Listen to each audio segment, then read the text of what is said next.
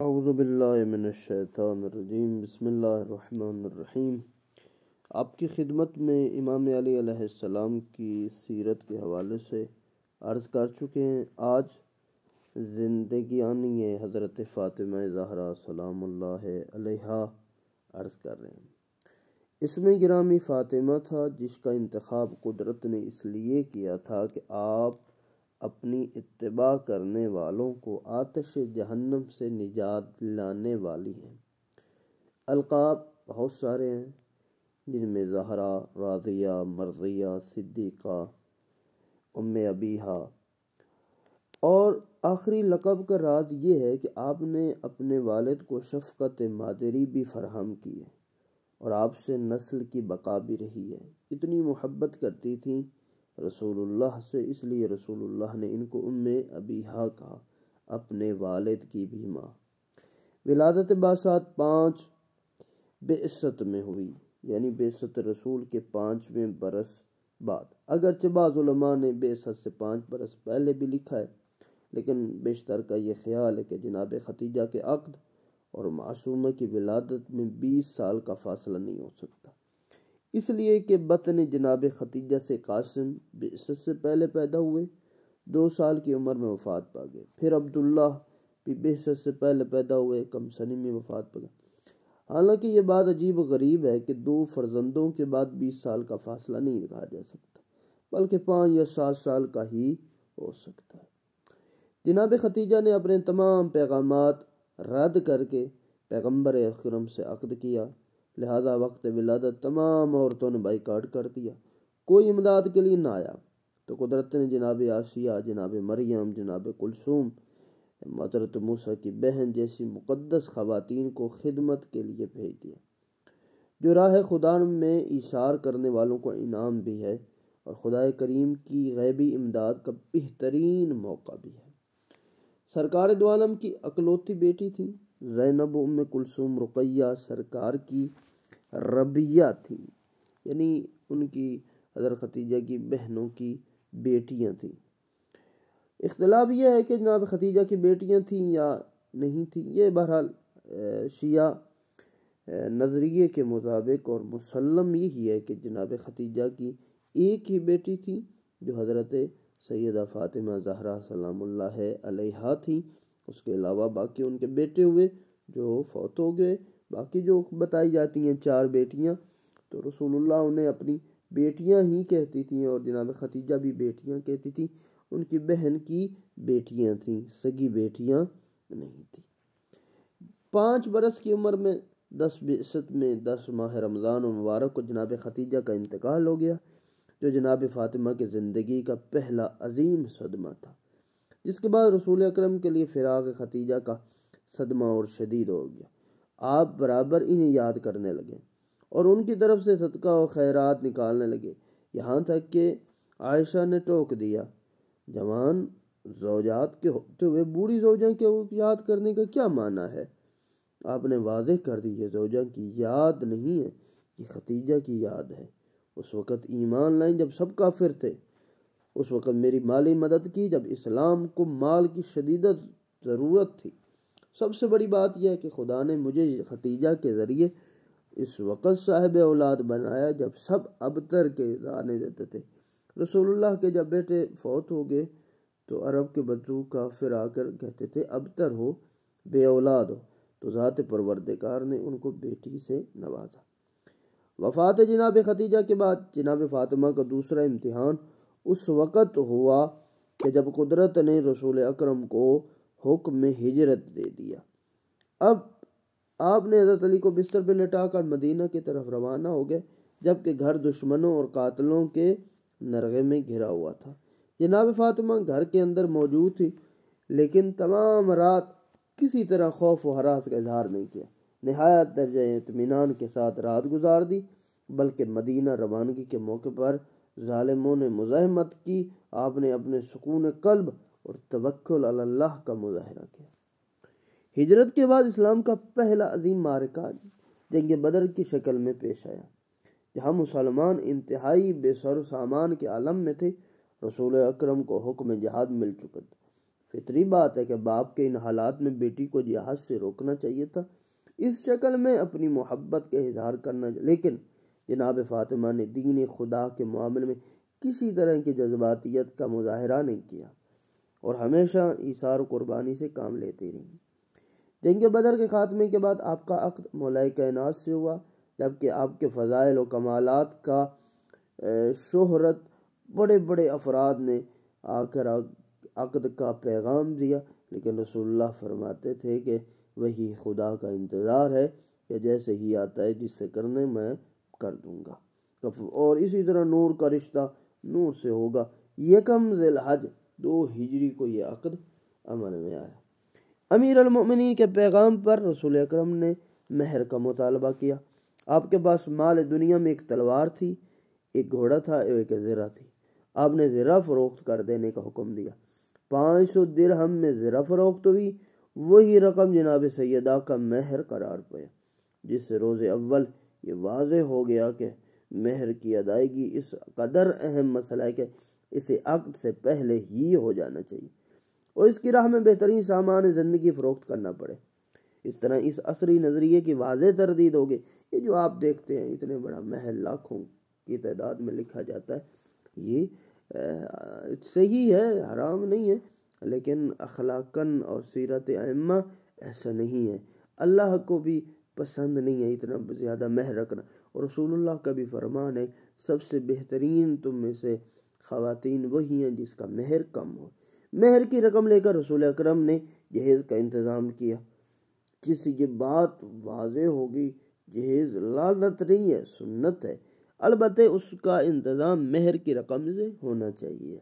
یعنی یہ شوہر کی ذمہ داری ہے کہ وہ بیوی کے لیے انتظام کرے۔ سب بیٹی والوں کا انتظام کرنا کوئی ضروری نہیں ہے، نہیں واجب ہے کہ بیٹی کی سارا سامان، کیونکہ نان و نفقہ کا ذمہ دار شوہر ہوتا ہے اور اس کی ذمہ داری ہوتی ہے ساری ضروریات کی زندگی۔ لیکن ہمارے ہاں ماحول ہے، ایک رسم و رواج ہے برصغیر کا، تو اس طرح ہوتا ہے۔ مہر سے زیادہ جہیز کا مطالبہ کرنا یا مہر ادا کیے بغیر جہیز کا تقاضا کرنا یقیناً ایک بدعت ہے اور ایک ظالمانہ حرکت ہے۔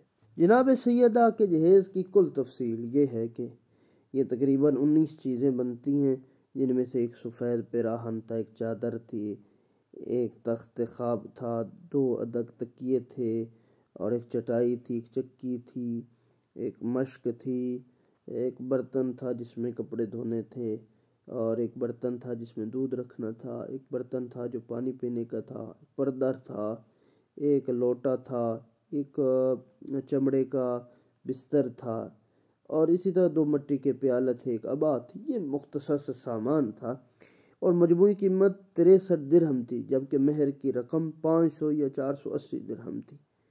اور اس جہیز کے باقی مال کو جو ہے نا رسول اللہ نے امیر المؤمنین کو دیا، اور اسی طرح یہ سارا سلسلہ چلا۔ عقد کے چند دنوں کے بعد رخصتی کا انتظام ہوا۔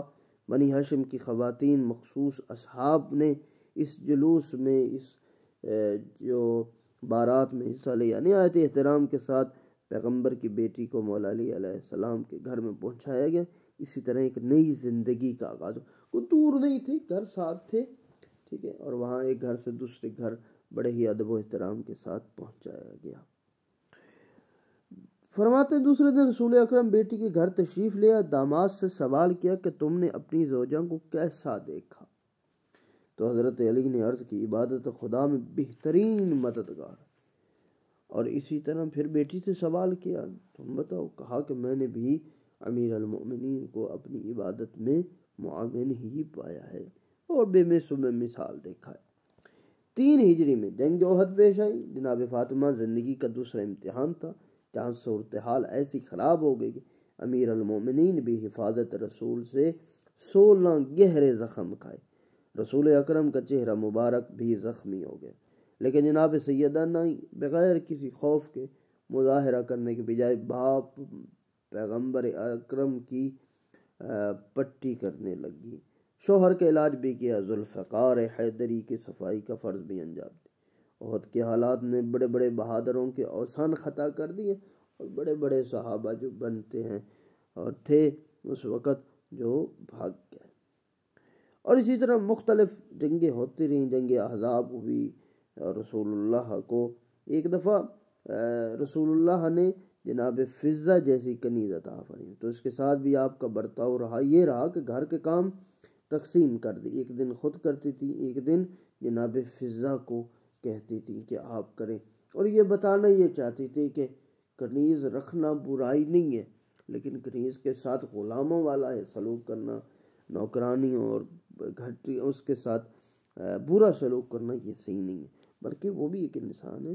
اور اسی طرح مباہلہ آیا، نجران والے بے جا ضد پہ مباہلہ کرنے کے نوبت آ گئے، اور ہر بندہ تیاری کر رہا تھا کہ رسول اللہ کل ہمیں لے جائے، خواتین بڑی تیاری کر، لوگ بڑے، ہر بندہ یہ کہہ رہا تھا کہ رسول ہمیں لے جائیں گے، لیکن ذات پروردگار کو کوئی اور منظور تھا۔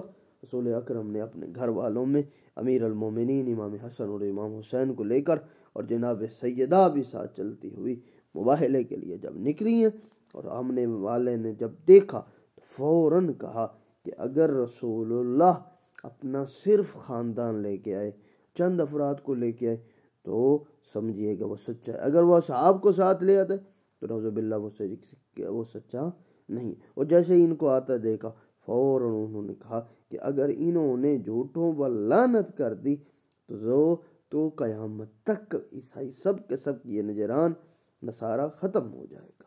اور فوراً کہا یا رسول اللہ، اے نبی خدا، اے محمد مصطفیٰ، ہم مباہلہ نہیں کرتے۔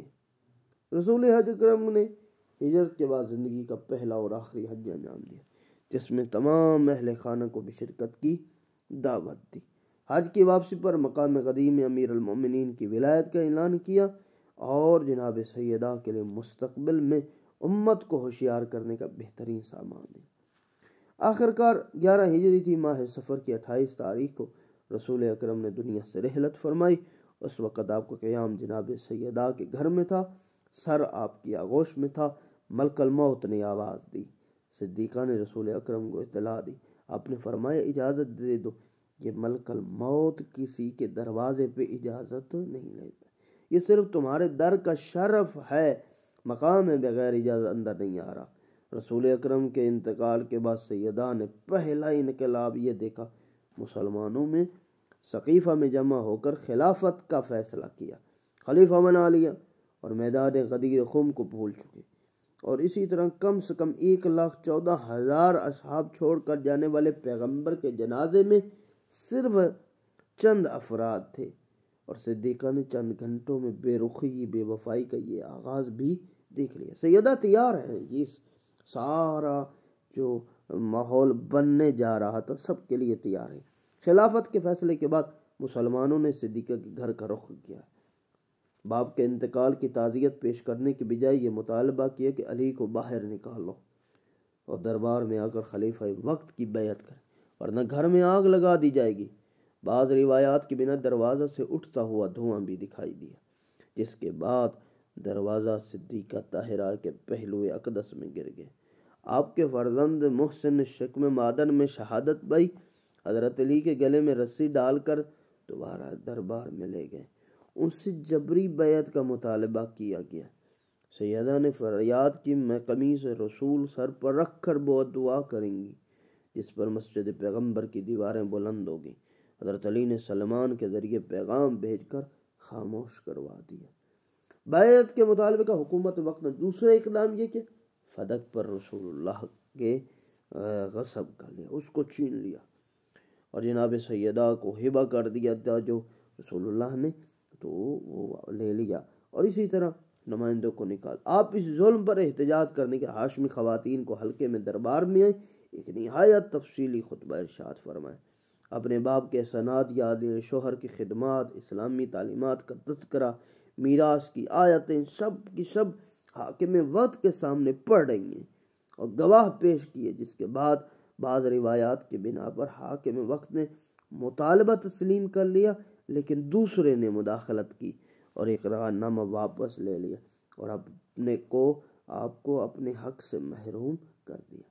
اپنے حق کے فدق سے محرومی، شوہر کے حق کے خلافت سے محرومی، شکم اقدس میں محسن کی شہادت، پہلو کی شکستگی، وہ سارے اسباب تھے جن کی وجہ سے پیغمبر اسلام کی بیٹی 75 دن یا 95 دن اس دنیا میں زندہ رہی ہیں، اور 13 یا 3 جمادی الثانی کو اس دنیا سے رخصت ہوگی، جس پر امیر المومنین نے ایک مرثیہ پڑھا کہ پیغمبر کے بعد زہرا کا جدا ہونا اس امر کی دلیل ہے کہ دنیا میں کسی بھی چاہنے والے کے لیے بقا نہیں اور سب کو ایک دن رخصت ہو جانا ہے۔ وقت آخر آپ حجر عبادت میں تشریف لے گئیں اور جناب اسما سے فرمایا، جب تک میری تسبیح کی آواز آتی رہے سمجھنا دختر پیغمبر زندہ ہے، جب یہ آوازیں رک جائیں تو سمجھ لینا پیغمبر کی بیٹی انتقال کر گئی، اور میرے بچوں کا خیال رکھنا۔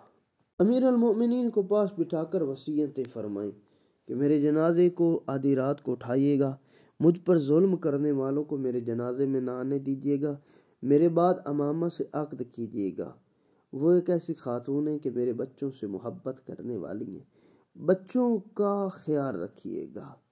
اور اسی طرح اپنے ہاتھوں سے بچوں کو نہلایا، بالوں میں شانہ کیا، کپڑے دھو کر رکھ دیے، کھانا تیار کر دیا تاکہ بچوں کو کسی طرح کی تکلیف نہ ہونے پائے۔ امیر المومنین کو بھی زحمت نہ ہو۔ جس صورتحال کو دیکھ کر امیر المومنین غیر معمولی مصروفیت کا سبب پوچھا تو فرمایا کہ میرے بابا کو خواب میں نے دیکھا ہے، میرا خواب سچا ہے، لہذا آج میں بابا کی خدمت میں جا رہی ہوں۔